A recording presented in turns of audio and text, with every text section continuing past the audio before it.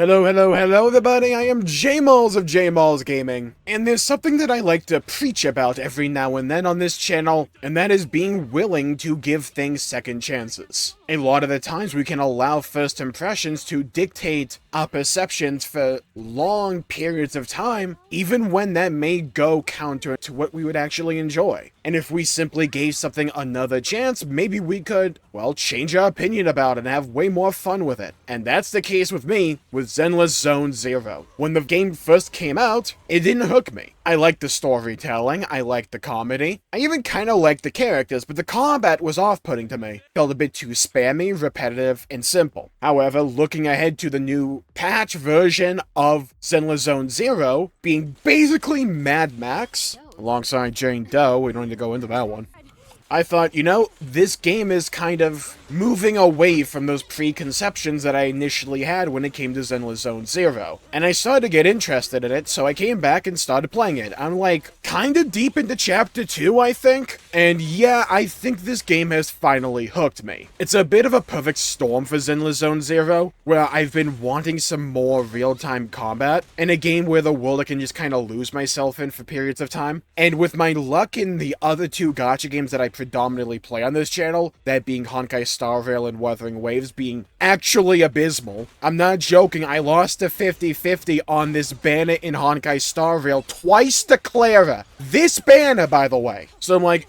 you know what? Let's see if my luck on the Jane Doe banner is any different. Let's grind this game out, let's play it, let's immerse myself in it, let's try and get Jane Doe.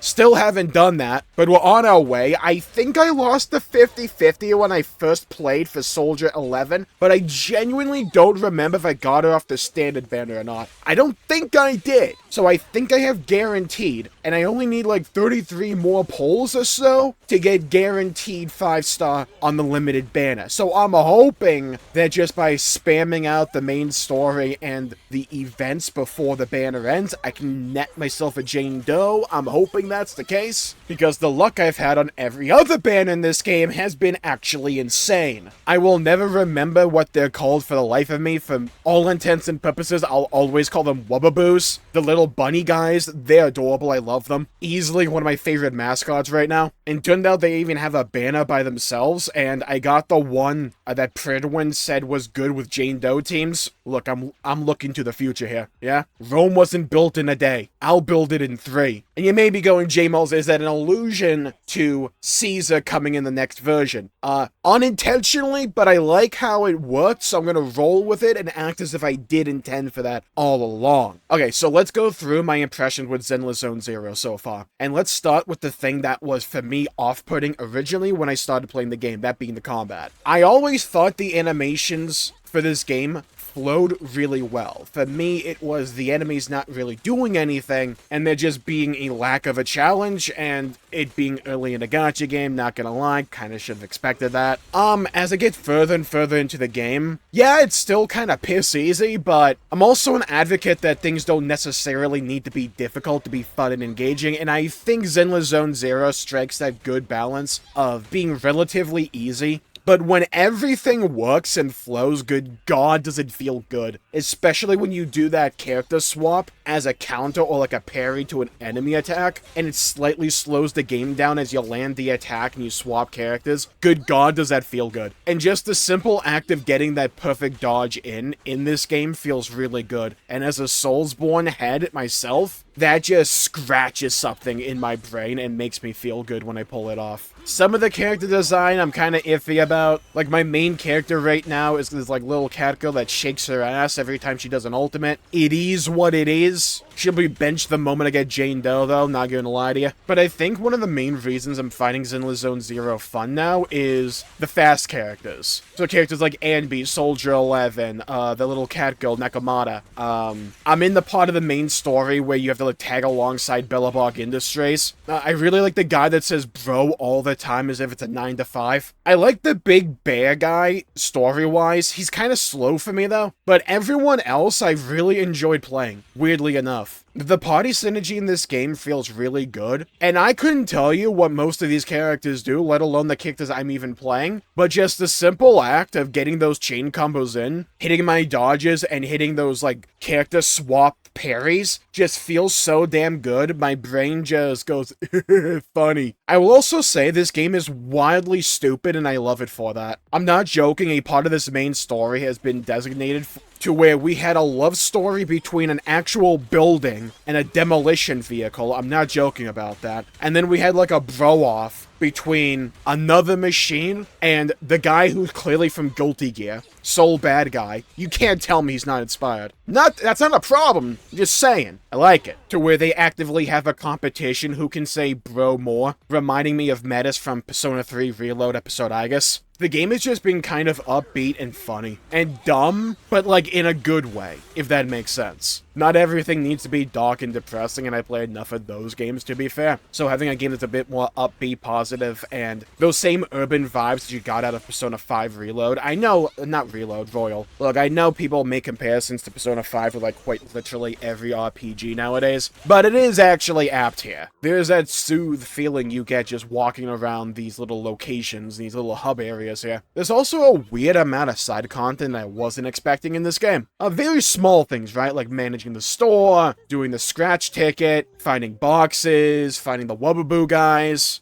that are like surprisingly varied. I think they're an absolute good representation of a cutesy mascot done well. There's been no song that's particularly standing out for me, right? There's like no song I actively remember, but I like all the music that is in this game, and it fits the vibe the game is going for. There's like a bunch of small things I could bitch about, really, but nothing too severe or anything that would be an active detriment for me wanting to play the game more. One of the major nitpicks I have is just the UI for the health bars, because it gets so girthy at the end to where I'm like, oh, I still have a lot of HP. Wait a minute, no I don't, I'm at half HP, if that makes sense. Another element to this game I've been really enjoying is just the dynamic between the two main characters at Phaethon. I like the fact they both speak regularly, and I like the fact they work off of each other and kind of work with one another. I play as the male MC, and I genuinely wonder how much actually changes if you pick the other option there. But like, I like the fact that both are actual characters, and this game actually takes time to, I wouldn't really say develop the relationship between the two characters, but like showcase it more than anything. Because the whole idea is that you two are super well-known and capable of basically leading the little rabbit people to guide other people, but your account got wiped, so you have to start from zero. So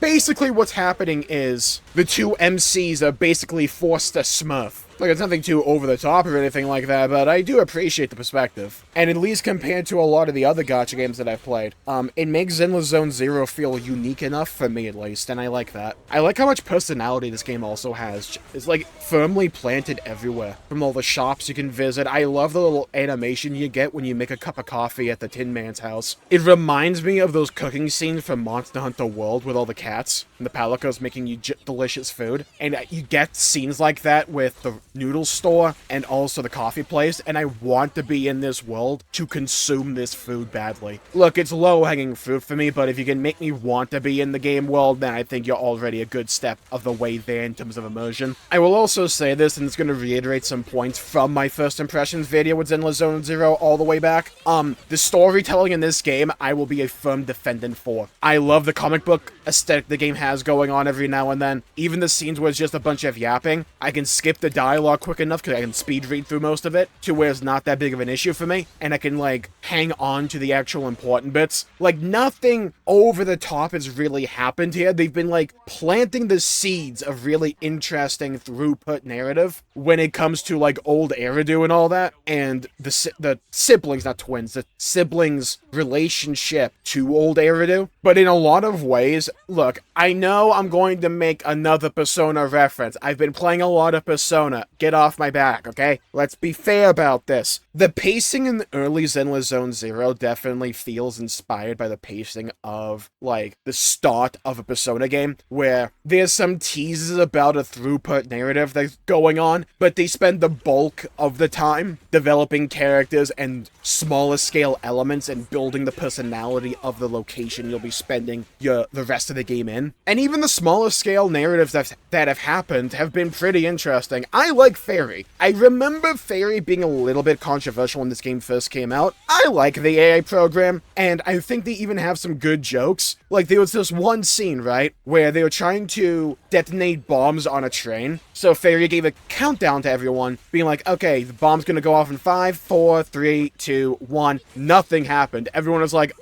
these bombs kind of need to go off right now. And then Fairy goes, updating countdown, 5, 4, 3, 2, 1, and then just blows up. For some reason, that scene got me. I may have giggled to myself like an idiot for about 10 to 15 seconds after that happened. Also, circling back to the MCs, like, legitimately, I think those two are my favorite characters in this game, which is good because we spend all of our time with them. So when they are my favorite characters, I'm going to enjoy the story because they're always involved in the story. There's also an arcade in this game, and I think it's fair to say they spent a good amount of time trying to develop these open world areas, not like open world, but like these regions, and trying to give you a bunch of varied things to do. Like the games at the arcade where you can quite literally just play Snake. Like, that's cool, I like that. It's nothing over the top or grand or epic, but it's a little activity to do, and I like that variety. I think for me, this next point is just something that I have to get used to, and I almost certainly will, because I'm starting to get more used to it.